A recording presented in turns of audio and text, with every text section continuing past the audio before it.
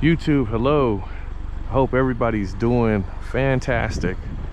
I know, in all honesty, I can't complain because Kiana the Miata is back in my hands after such a very long time. She is back, but not completely fixed. As you can see over here, you know, the guy that dinged the car definitely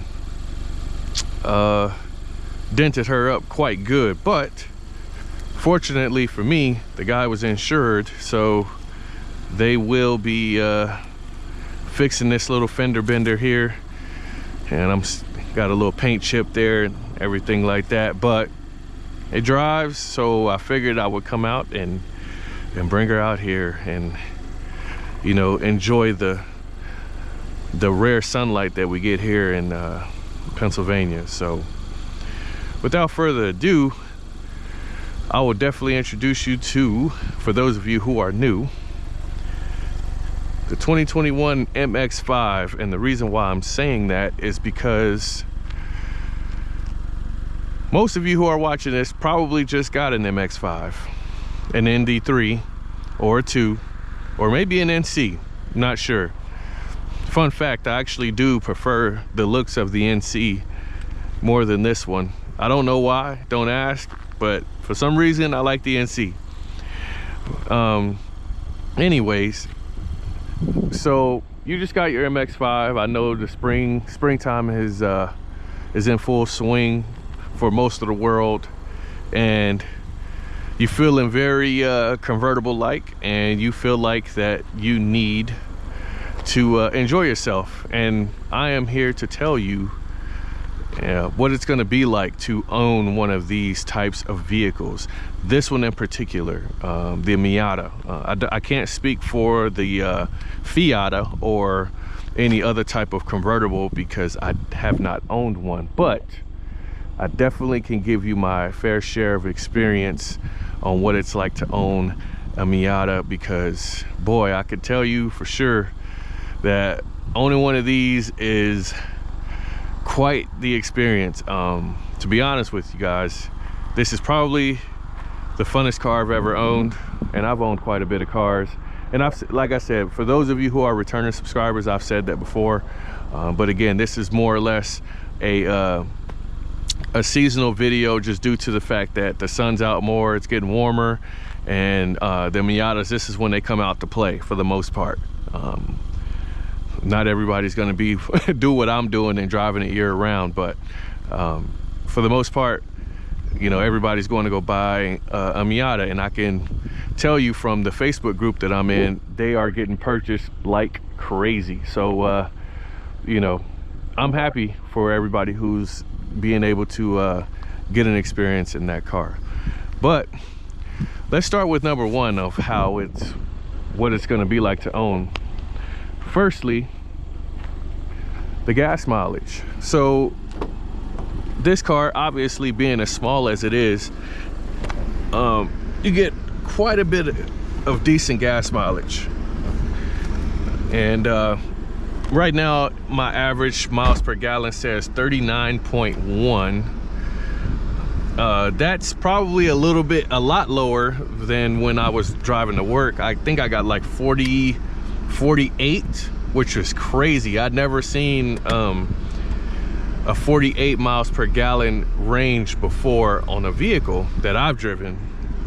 And to be honest, it surprised me a bit because I think the highest I've gotten prior to that was about 45. So 48 was good because, again, I'm not going to the gas station as much, so I'm glad about getting 48 miles a gallon. And you know, and only filling this car up with like 28 bucks or 30 bucks, depending on obviously the gas prices. That's also a huge advantage to owning one of these cars. But I guess I'll speak to some of the people who are only going to be using this as a fun car. So depending on which trim level you get, the sports trim pretty much, I think, is you will have to do a few upgrades if you're looking to track this thing somewhat. You always want to prepare for the worst. So if you do plan on autocrossing it or taking it to a track, doing some time attack stuff, just get the big brake upgrades and get the, you know, the better LSD, so that you can, you know, perform and obviously not worry about damaging anything else with not having those components. So if you are planning on tracking a car, then definitely look for those upgrades, or buy the car with the upgrades already on it. There are trim levels, as you guys know, the BBS Recaro package, which are a lot harder to find unless you build it, I guess. But I tried to look for some of those used, and you know, I cannot find any of those. And when I do, I'm usually not in the market, and then I lose out because it'll probably get sold within a day or two. Because people don't like to sell their BBS Miatas, and I definitely understand that. Other things that you can look forward to while owning this car is a road like this.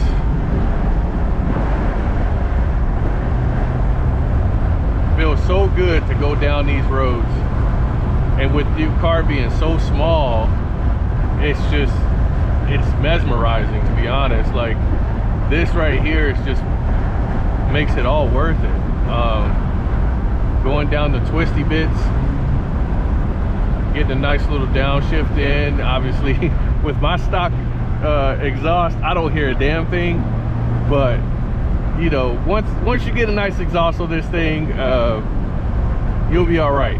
And I'm being a little bit lazy right now because I haven't had the car, so I didn't get an exhaust yet, but I do plan on upgrading, doing a few minor to major upgrades on this car to make this thing the ultimate daily, which, to be honest, it's already halfway there. I believe this car does 98.9% of what a daily driving car should do. The trunk space is great. If you're just you traveling, maybe one other person, depending on the luggage, but trunk space is great. Gas mileage is great. The car looks good. So that's what you need to hit right there. That's the holy trinity right there. And let me mention something else when owning, you know, since you're a new ND3 or ND2, whichever Miata owner, right? When you're at a red light, this car is very popular. So be ready for the Miata waves. Be ready for the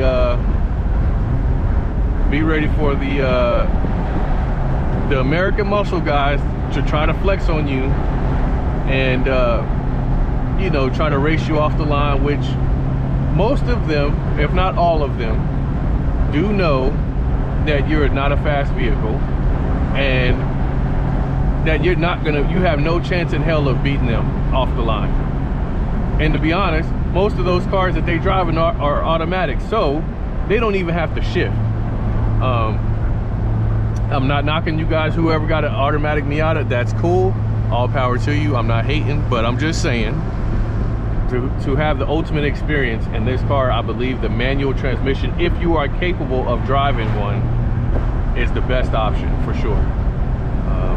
Obviously that goes with being said with my name and my YouTube channel. So but yes, like I said before, the Camaro guys, the Ford Mustang guys, even the EcoBoost guys, I'm gonna say EcoBoost because we all know what a real Mustang is, and it's not an EcoBoost. So they will try to flex on you and brag that they beat a car, you know, to their wife or friend or whatever off the line, and it was a Miata. You're the slowest car on the road, but one of the quickest. Don't get me wrong now, this car does have some get up to it. It's very nimble, very athletic. It feels great when you're going at a decent speed and turning. I think that's part of the Miata's charm, is that it loves to be flung around and tossed in a corner. It loves to be played with, no pun intended. So very playful car, very nimble, light, and obviously it's traffic proof as well. Let me elaborate on that a bit. I believe that the Miata is traffic proof just due to the fact that, say if you're in heavy traffic and you know, you're like, I would say bumper to bumper in traffic in some heavy areas. When when you have a bigger car or something that's a little bit more aggressive and a little bit wider, people will not let you through because they believe that you just can't fit. This car never has that problem. From my experience, I can cut in on anyone and they'll be just fine, because they're looking at our car, because I'm saying that, you know, I'm speaking to you, the other Miata owner, and they're saying, oh, that's a very cute car, let me just let them in. People want to be nice to you driving this car because it looks good, it makes people smile, and you could use that to your advantage, you know, for the simple fact that you're trying to weave through traffic getting home or getting to where you need to go. You can definitely use this car to get where you need to go in a hurry while in traffic. Now, I'm not saying you're going to break any records or do what you would have done without traffic, but I could guarantee you, if you compare this car with your bigger car or an SUV, you'll get there twice as fast, because people will let you in where you shouldn't be getting in at, or, you know, you will just find different areas that you can overtake someone at when you normally otherwise couldn't. So I think that is a hell of an advantage when it comes to owning one of these cars. So let me bust a U-turn. See, and even the turning radius on this thing is great, man. Everything is great about this car. You have definitely, okay, bro, you have definitely made a great decision when it has come to purchasing this car. I, for one, am very thankful that I've even got to experience this car, because the transmission is sublime, man. It's perfect. It doesn't need any fixing. It doesn't need any modding whatsoever. I think the reason why you would mod this car is just to be a little bit different. But this is one of the only cars that right out the box, it does what it's meant to do. It's meant to daily drive. It's meant for a cruise. You can also autocross it, and it's meant for this stuff, these roads, these type of roads right here. And in all honesty, that's all you need. That's what you got it for, right? Drop the top, you know, as I'm doing now and talking to you guys. I'm enjoying this. I'm just driving around the golf course, letting you guys know that, you know, the Miata is the answer, man. And now that you own one, you know, just be ready for the waves, the thumbs ups, and all that, and show love to the other Miata owners. Let's keep that going. The community is great. You'll love it, and you know, you will never want to. You will make up reasons to get in this car to go get something, and that's a good feeling. Making driving fun again, right? Like that's the ultimate goal, and that's what the Miata provides. It makes doing this stuff very, very fun, and you look good while doing it, because you can ask anyone, even the person who isn't even in the vehicles, what do you think about the Miata? Oh, it's a cute car. Like naturally, you don't say it's an ugly car because it's not ugly, you know? Like even the older ones, like I said, to me the NC looks the best. I don't know why. I really don't. The hardtop NC, I like that car. If it had the power that this one had right out the box, I probably would have went for it, maybe. But I kind of stumbled upon this deal because I was watching YouTube and people were saying, they swore by this car on how great of an experience it was. So I just bit the bullet on one, and just because I had to try it, and I said, you know, if I don't like it, I'll sell it. No big deal, because these cars do hold a decent amount of value as well, because of what the experience they provide. The Miata experience is unrivaled by any other car. And I've heard many people say this that drive like way more expensive cars, or they can drive way more expensive cars, and they say there's nothing that really compares to this car. So with that being said, congratulations on your purchase of the ND3, or if you just got to use Miata because you had about 10 G's and the bank account and you wanted something fun, welcome to the club. And I definitely look forward to seeing you on the road. And with that being said, I think that is all I have. I'll see you guys next week.